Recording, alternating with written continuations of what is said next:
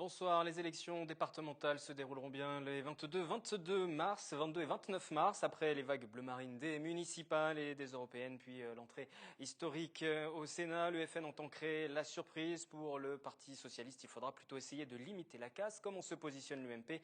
Le parti doit déjà en terminer avec son élection interne pour la présidence le 29 novembre. Nous en parlerons tout à l'heure avec Jean-François Raynal, le secrétaire départemental de l'UMP. Pour le moment, je reçois Benoît Hamon. Bonsoir.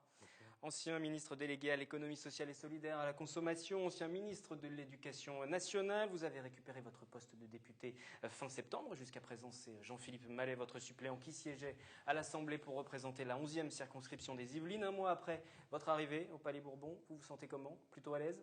Après vos déclarations de la semaine dernière où vous avez vivement critiqué l'exécutif?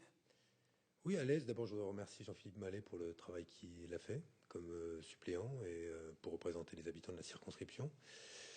Il a fait un travail extrêmement important et je veux le remercier on reste évidemment extrêmement proches l'un et l'autre. Lui sur le canton de Bois d'Arcy et moi sur le côté Trappé et Lancourt.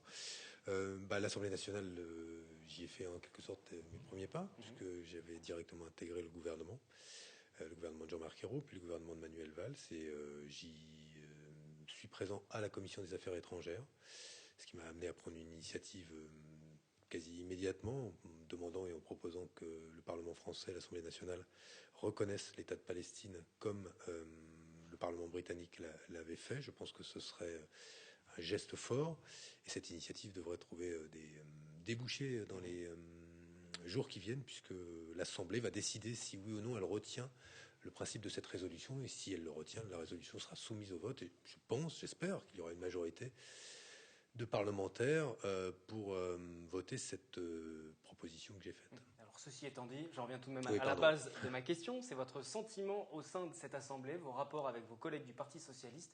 Je disais la semaine dernière, vous critiquiez vivement l'exécutif. C'était une menace pour la République. C'est pas une position forcément délicate pour... Je veux préciser, parce que c'est vrai que la phrase sortie de son contexte, elle donne l'impression elle paraît assez brutale.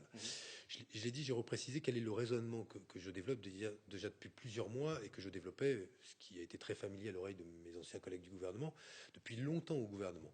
Je pense qu'on prend le risque, si on a une politique qui est une politique exclusivement de réduction de la dépense publique, donc des capacités d'intervention de la sécurité sociale, des capacités d'intervention de l'État, on prend le risque en diminuant ces capacités d'intervention, d'affaiblir la République. En clair, moins d'État social, c'est moins de République. C'est l'histoire de la France.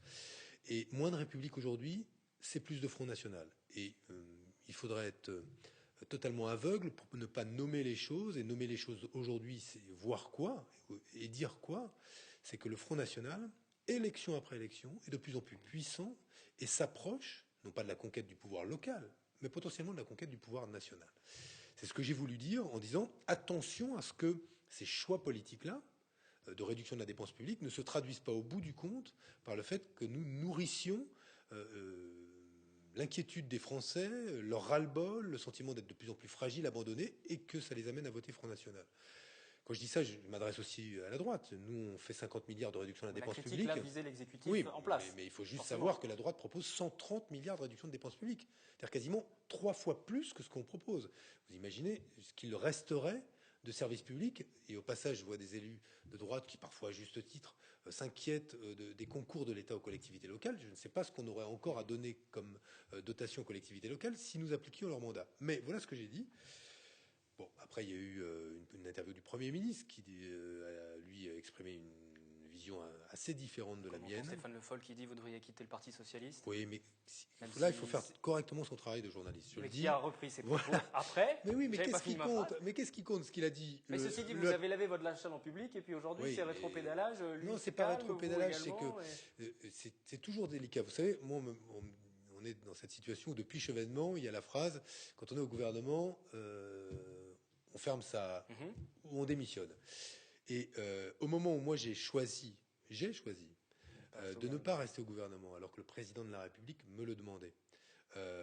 On me demande maintenant que je suis en dehors de toujours ne pas parler. Mais vous êtes aujourd'hui, vous êtes dans l'opposition. Est-ce que Pas du l'étiquette tout, frondeur, ça mais- vous Mais satisfait? non, mais ni l'un ni l'autre. Je suis socialiste. J'ai été porte-parole du Parti socialiste. Je reste membre du Parti socialiste. Pourquoi est-ce que je suis attaché au mot socialiste? D'abord, il y a un joli mot, il y a social dedans. Donc c'est faire société. Je trouve que c'est plutôt positif et qu'il faut arrêter ces procès en modernité ou en archaïsme. Déjà, Rocard traitait Mitterrand d'archaïque, en l'occurrence Mais l'archaïque. vu le contexte politique, vu la situation pour le Parti socialiste, vous n'avez pas peur que ça brouille aussi le message vis-à-vis des électeurs, au-delà des électeurs, des citoyens, tout simplement? Mais je vous confirme. On ne sait pas aujourd'hui le Parti socialiste, Mais- c'est qui, c'est quoi, vers où Il y a on se dirige? incontestablement. Mais pourquoi est-ce qu'on en est là? Parce que, honnêtement, aujourd'hui, que nous disent nos électeurs? Je vais prendre ceux qui m'ont élu député sur ce territoire. Ils disent pourquoi, dans ce que vous dites et ce que vous faites, vous êtes si éloigné de ce que vous disiez ou vous vouliez faire en 2012.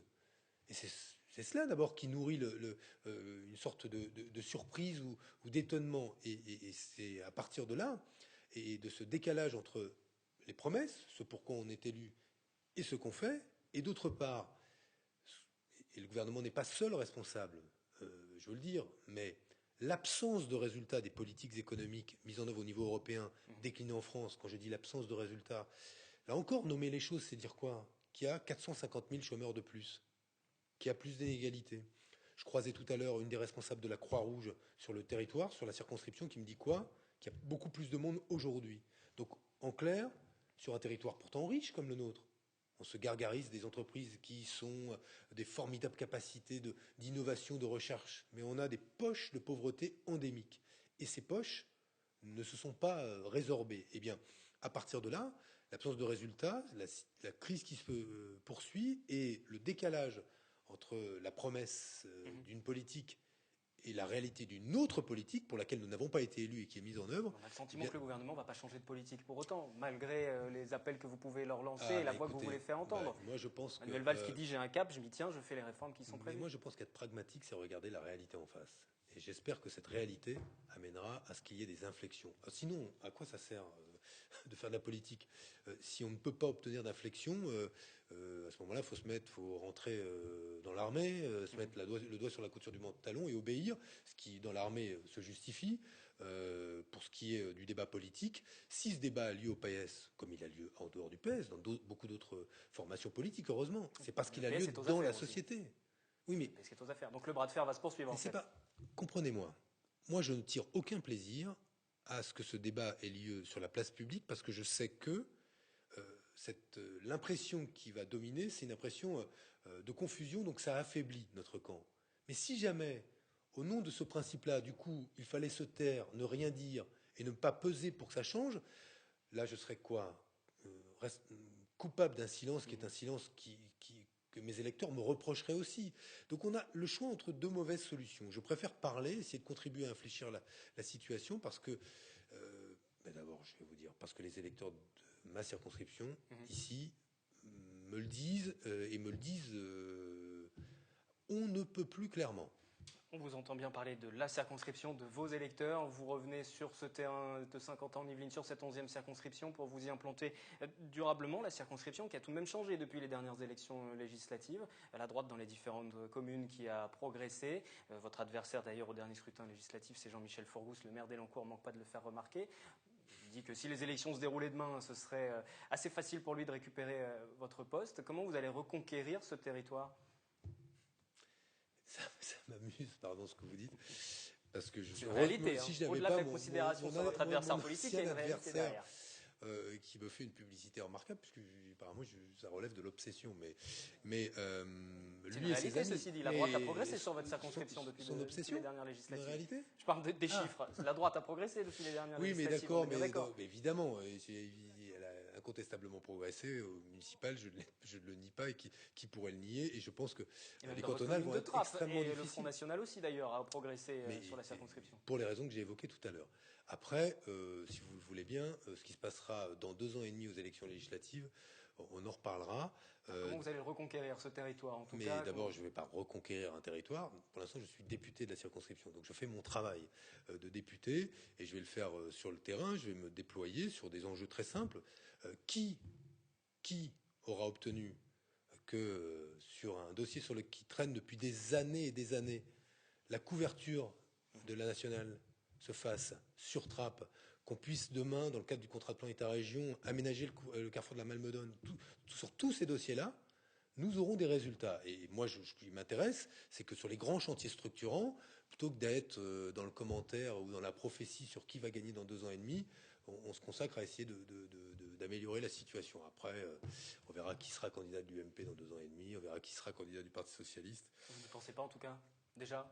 C'est pas d'actualité? Non, candidature? Non, parce que si je commence à penser à cela dans 2 ans et demi, je crois que surtout je vais perdre le fil de ce qui est l'essentiel aujourd'hui, c'est-à-dire être un député qui vote les lois, représente les électeurs de cette circonscription, et chaque chose en son temps. On va repréciser, parce que c'est d'actualité aussi, vous avez quitté votre mandat du conseil régional aussi.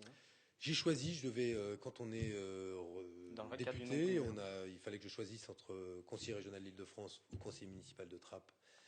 Et j'ai choisi de garder mon mandat de conseiller municipal de Trappes et d'abandonner mon mandat de conseiller régional d'Île-de-France. Je vais faire une parenthèse pour vous faire réagir sur un dossier qui a occupé l'agglomération ces derniers jours, qui est un dossier économique. C'est le dossier de Promopol, la pépinière d'entreprise qui a été lancée par les anciennes équipes de l'agglomération. Vous n'étiez pas encore sur le territoire. C'est dans les années 80. La nouvelle majorité de droite qui arrive, qui fait un audit, elle parle de mauvaise gestion, cessation de paiement.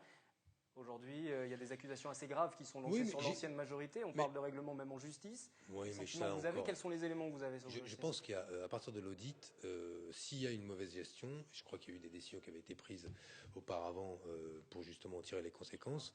Et si elle est indiscutable, il faut en tirer les conséquences. L'essentiel, c'est quoi?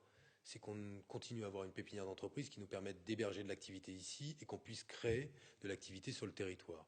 Et on se penchera sur les solutions. Je sais que les élus, notamment les élus de Trappes, ils travaillent en lien avec le président Laugier. Et je vais vous dire, ma recommandation à celles et ceux qui parlent un peu vite, c'est justement d'éviter de se retrouver en situation de dire tout et n'importe quoi juste pour essayer de se faire un tout petit peu de publicité. Chaque chose viendra en son temps et ceux qui Ceux qui vous ciblez qui? Non, je cible pas. Je cible ceux qui parlent beaucoup et qui devraient s'intéresser à la manière dont... Qui sont aux affaires aujourd'hui et qui s'expriment. Le nouveau président de Promopol, par exemple, Othman Nasrou, que vous côtoyez au conseil municipal de Trappes. Qui fait son travail, qui est conseiller municipal d'opposition. Moi, je ne le reproche rien du tout à monsieur Nasrou. Et d'ailleurs, il a raison de travailler. Ce que je dis juste, c'est que je pense aujourd'hui que l'essentiel, c'est qu'on travaille à ce qui est la pépinière. Promopol, en l'occurrence, continue à fonctionner et je peux vous assurer d'une chose, c'est que moi, je travaillerai à trouver des solutions. Puisque vous siégez aussi à l'agglomération, j'aimerais votre regard sur l'ouverture de l'agglomération, sur les futures frontières de cette agglomération de 50 ans en Yvelines. Il va falloir, dans le cadre d'une vaste réforme, s'agrandir jusqu'à 800 000 habitants. On parle d'une extension du territoire vers Saclay, sur Versailles également. Quelle est votre position sur l'agglomération ? Moi, ma position n'est pas de défendre la grande communauté d'agglomération à 800 000 habitants. Il me semble que, d'abord, il y a des degrés d'intégration très différents entre Versailles Grand Parc, la Casquie, la CAPS en Essonne. Bref, on a là 4 agglomérations qui n'ont pas des degrés d'intégration identiques. Il me semble qu'il faut qu'on recherche un double objectif. D'abord, avoir une communauté d'agglomération en capacité de peser politiquement dès lors que sur l'Oyenne, l'État a des grands investissements à mettre en œuvre, à afficher une volonté stratégique d'aménagement. Il faut une agglomération qui ait la capacité à pouvoir être un interlocuteur qui pèse de l'État. Mais en même temps, il faut que ça reste une agglomération à taille humaine, c'est-à-dire qu'on puisse avoir suffisamment de proximité pour pouvoir s'y retrouver. Or, aujourd'hui, le schéma tel qu'il est proposé me semble ne pas répondre à ce double objectif. C'est la raison pour laquelle j'ai écrit au préfet de région pour lui dire que ma faveur va davantage à une agglomération qui, parce qu'elle a une cohérence sur le plan de la recherche, de l'université, des transports, des bassins économiques, réunirait la CAPS du côté de l'Essonne et la Casquie comme une première étape qui est de nature à répondre aux grands enjeux en termes de mobilité, d'emploi sur le territoire, mais aussi nous permettra de conserver une proximité avec les électeurs et les citoyens de ce territoire, proximité qu'on perdrait si on faisait un ensemble à 800 000 habitants, à mes yeux. Merci Benoît Hamon d'être venu aujourd'hui sur le plateau de TV-Fil pour ce 7-8 politique. Une toute dernière question, on revient sur le national. Vous ne quittez pas le PS, c'est pas d'actualité? Non, pas d'actualité. Je ne sais pas si je réjouis qui que ce soit ou si j'en attriste d'autres, mais non, le Parti socialiste, c'est mon parti. C'est pas au moment où il va mal qu'on le quitte. J'ai même plutôt l'impression qu'une majorité, une même immense majorité des militants socialistes souhaitent que je reste et longtemps. Merci, député donc de la 11e circonscription des Yvelines. Je reçois à présent Jean-François Reynal, c'est le conseiller général des Yvelines, secrétaire de l'UMP dans le département. Nous allons parler des prochaines élections départementales.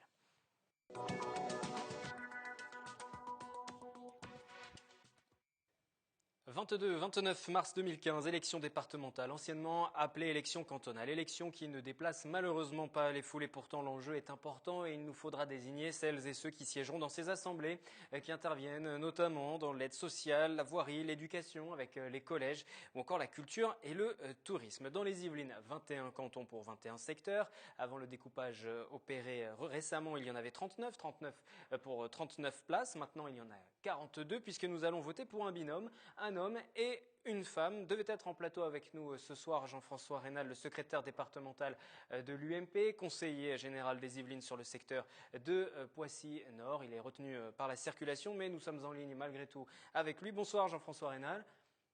Bonsoir Wilfried. Bonsoir, juste un mot pour vous faire réagir tout de même si vous n'avez pas pu être là en plateau, sur ces nouvelles règles, la mise en place de binômes, sur ce redécoupage également. Quel est votre regard aujourd'hui? Est-ce que c'est positif déjà pour l'organisation, pour la démocratie, pour le travail du Conseil général? Écoutez, c'est une question qui renvoie à la parité. Le législateur a souhaité qu'il y ait une représentation au niveau de l'Assemblée départementale avec une parité totale entre le nombre d'hommes et de femmes. Et pour y arriver, ils ont eu cette idée, qui est quand même un peu particulière. Je pense qu'il n'y en a pas beaucoup d'exemples dans le monde, d'avoir deux candidats qui vont être élus, donc un binôme, dans un scrutin qui n'est plus uninominal, mais qui est binominal. Donc deux personnes qui représenteront le même territoire. Et comme vous l'avez dit dans votre présentation, il y a le nombre de territoires a évolué puisque nous sommes passés de 39 cantons à 21 cantons, ce qui nous fera quand même 42 élus. Les investitures concernant l'UMP qui doivent se décider avant la fin du mois de novembre, normalement, il y a des discussions et forcément pas uniquement en raison de la parité, puisqu'on l'a évoqué, il y a aussi moins de cantons. Certains ont fusionné. Sur votre secteur, par exemple, Poissy, Saint-Nom-la-Bretèche, seulement 2 postes pour 4 sortants. A priori, vous et Carl Olive resterez sur ce secteur. Est-ce que c'est déjà acquis ou en sont les discussions?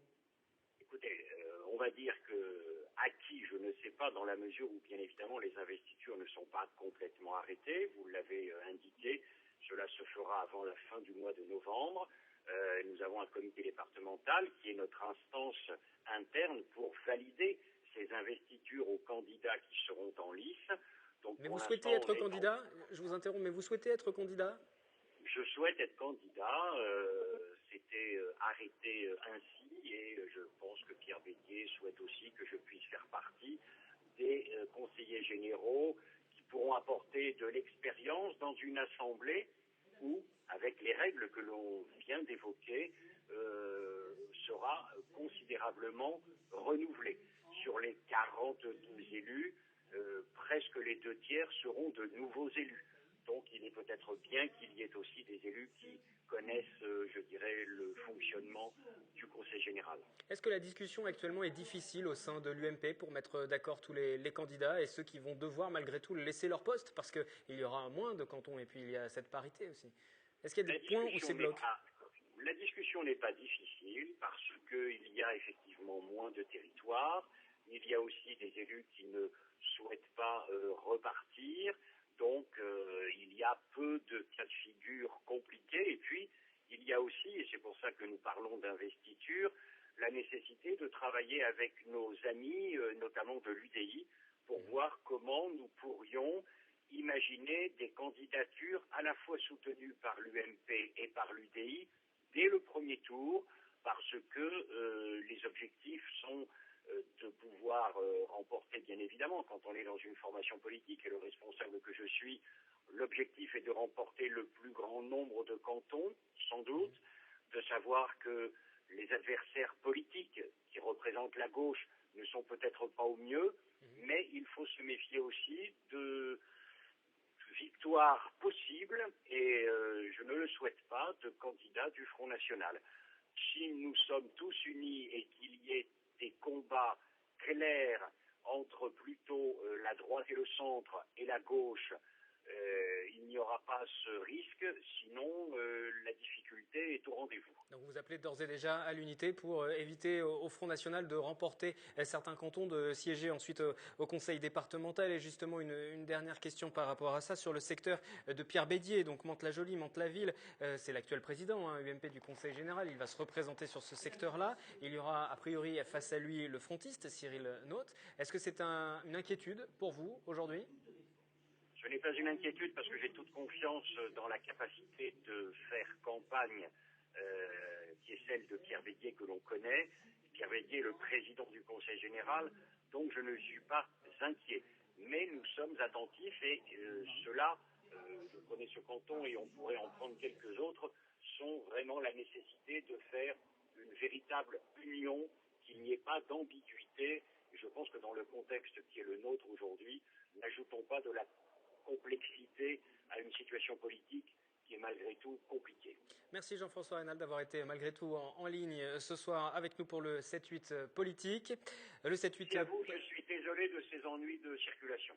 On vous invitera sur une prochaine émission et nous aurons l'occasion aussi d'inviter bien sûr les autres représentants des formations politiques, socialistes, Front National qui ont été évoqués entre autres. Le 7-8 politique va maintenant se refermer, je vous retrouverai le mois prochain et puis aussi dès le 2 novembre, toujours sur cette antenne pour Café Politique, je recevrai Jean-Michel Fourgousse, le maire d'Elancourt, premier vice-président de Saint-Quentin en Yvelines en charge de l'économie. Depuis le bistrot du théâtre à Montigny-le-Bretonneux, il sera question de son parcours, de son ambition et des dossiers importants sur sa ville, sur l'agglomération, notamment le skidome qui doit voir le jour du côté de la clé de Saint-Pierre entre la Nationale 10 et la Nationale 12. Et puis je vous retrouve bien évidemment du lundi au vendredi à 18h pour le journal, l'actualité complète du département des Yvelines, de notre secteur de Saint-Quentin à Versailles. Très bonne soirée.